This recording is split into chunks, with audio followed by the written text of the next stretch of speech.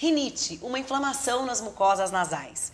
Muita gente pensa que é uma alergia, é uma poeira, uma questão de poluição. Hoje, a gente entrevista o Dr. Gustavo Passerotti, do Instituto Abaton de Medicina e Saúde, que é otorrinolaringologista, que vai falar pra gente um pouquinho desse assunto. Tudo bem, doutor? Tudo bem, eu agradeço o convite para conversar aqui um pouquinho com vocês. Muito obrigada. Doutor Gustavo, quais são os sintomas mais frequentes da rinite?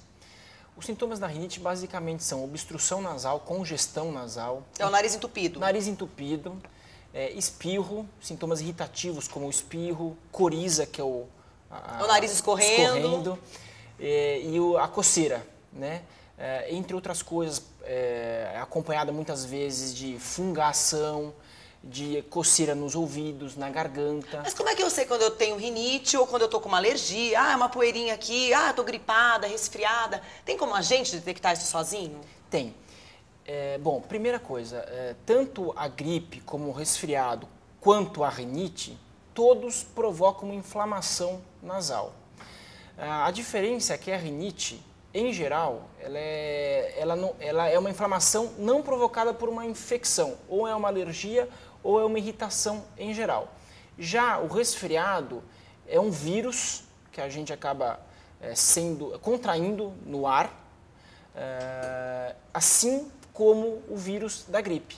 A diferença de gripe e resfriado é que o resfriado geralmente acomete mais nariz e regiões altas das vias aéreas superiores, que a gente diz, então nariz e garganta, e a gripe acomete em geral o organismo como um todo, então a pessoa fica mais baqueada, fica mais... Aquela dor no corpo, aquela moleza. Então o resfriado acomete mais nariz, mas é bem difícil de diferenciar realmente o resfriado de uma rinite, porque os sintomas são muito parecidos, a pessoa não fica baqueada como uma gripe, e os sintomas são muito parecidos. A diferença é que a pessoa que tem rinite, em geral, sabe que entrou em contato com poeira, vai ter o sintoma. Diferente da pessoa que geralmente não tem esse problema, quando tem o sintoma é porque geralmente é um resfriado. A rinite, ela tem algum tipo de parentesco com a sinusite? Ou só o it? Na verdade, a rinite é uma inflamação e a sinusite é uma inflamação acompanhada de uma infecção. Ou seja, tem que ter uma bactéria, um fungo ou um vírus provocando uma infecção. Do ponto de vista prático, a sinusite, em geral, provoca mais dor facial, provoca a produção de secreção, o catarro, né? Provoca muitas vezes tosse por conta desse catarro. Então, e muitas vezes, quando bacteriana, precisa de uso de antibiótico, coisa que na rinite o tratamento é diferente. Falando nesses tratamentos que a gente sabe que o povo brasileiro ele é muito intrometido em se automedicar. A gente tem um VT agora que a gente vai conferir de um farmacêutico falando justamente sobre isso. Vamos ver.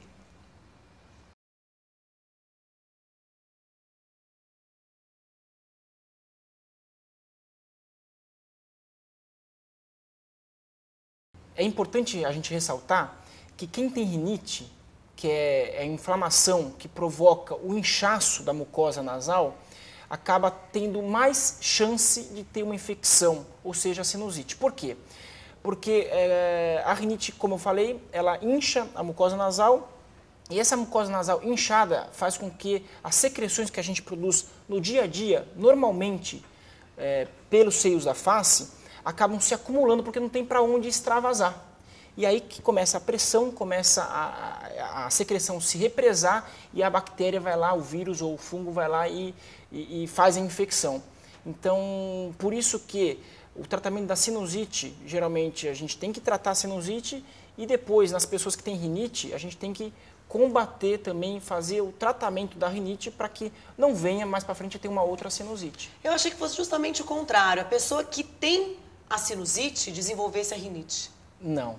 É um caminho inverso. É o inverso. Quem tem rinite que tende a desenvolver a sinusite, ou adquirir, na verdade, uma sinusite aguda e quando maltratada ou quando a rinite é maltratada ou a sinusite aguda acontece muito repetidamente, acaba favorecendo o meio para uma sinusite crônica, que é uma coisa um pouco mais difícil de acontecer, mas muitas pessoas acabam sendo acometidas por sinusites crônicas, né?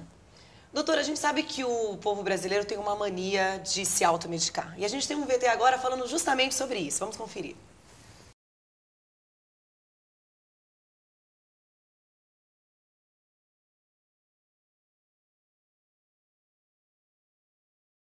E aí, doutora, a gente percebe que as pessoas realmente têm o hábito de chegar na farmácia, comprar um soro fisiológico, algum outro tipo de medicamento. Isso é indicado? O soro fisiológico, eu até estimulo as pessoas a usarem, o que a gente chama de lavagem, irrigação nasal. Isso realmente vale a pena usar no dia a dia, não precisa de receita médica, isso é importante usar em grandes centros como São Paulo, muita poluição, muitos fatores irritativos, muita poeira. E o uso do soro ajuda bastante no controle da rinite no dia a dia. Agora, o soro fisiológico, a diferença é que as pessoas muitas vezes acabam indo na farmácia comprar os vasoconstritores nasais, que são aquelas gotinhas que desentopem o nariz. E que todo mundo usa o tempo todo, né? Muitas pessoas usam e aí acaba usando, você vê a pessoa está na bolsa, usa toda hora, né? E esse é o problema, porque essas medicações não podem ser usadas por mais do que 7, 10 dias. Porque depois desse período, costuma-se dar um efeito que chama-se rinite medicamentosa. Então, aquela rinite alérgica ou irritativa, que poderia ser tratada de uma maneira até mais simples, acaba ficando até pior por conta do remédio. Isso é muito sério. Será que esse tipo de conhecimento chega até a cabeça das pessoas que têm esse vício de andar com esses medicamentos na bolsa, antes de dormir? E não é difícil de tirar esse vício. Isso aí, procurando no otorrino consegue... Porque dá um alívio, né, doutora? A gente percebe que quando pinga na hora, dá para respirar melhor. Só que o alívio é só naquele período. Logo depois volta pior o problema do nariz entupido. Então, seria mais interessante de que a gente conseguisse controlar a rinite como um todo, não precisando desses sprayzinhos. Isso é fácil de se conseguir na maioria dos pacientes. Não precisa dessas gotinhas descongestionantes nasais. E se controla a rinite de uma maneira até mais simples, sem ter que usar esse tipo de remédio que até é lesivo à mucosa nasal. Doutor, e se eu comprar um pediátrico, não ameniza esse efeito? Os pediátricos, em geral, são à base de soro fisiológico. Que aí seria indicado. Aí não tem problema. A gente tem uma pergunta do pessoal nas ruas, vamos conferir.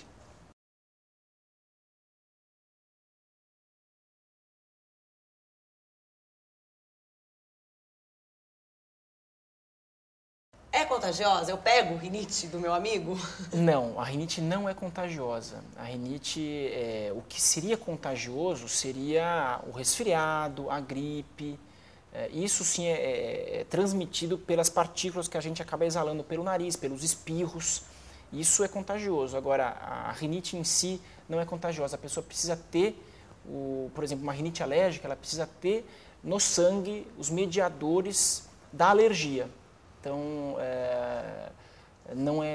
isso se passa de pai, de mãe, através do material genético para filho, mas não é contagiosa da maneira como é a gripe e o resfriado. E tem cura? O controle é algo fácil de se conseguir, através de tratamentos até simples. Isso a gente consegue obter. A cura é uma coisa, como eu falei, está no sangue, né? É difícil de conseguir a cura da alergia.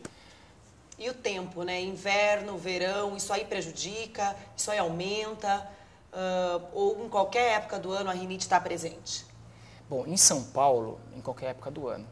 As épocas mais secas desfavorecem a dispersão de poluentes, então os poluentes ficam concentrados na nossa atmosfera, então a chuva não decanta essas partículas, então essas partículas de poeira e poluição ficam no ar, e fica mais fácil da gente adquirir ou da gente manifestar essa rinite. Então, as épocas do ano mais secas, mais frias, favorecem o aparecimento da rinite por conta disso. Tem que cuidar. Primavera, verão, outono, inverno, se você está numa cidade poluída ou não, quem tem rinite vai sofrer. Tem que cuidar. E é o que eu falei, não é difícil de se controlar. Tá certo. Muito obrigada, doutor, mais uma vez. E vocês que têm dúvidas, acessem o nosso site, entrem em contato com a nossa produção e continuem ligados no programa Pílulas de Saúde. Até a próxima!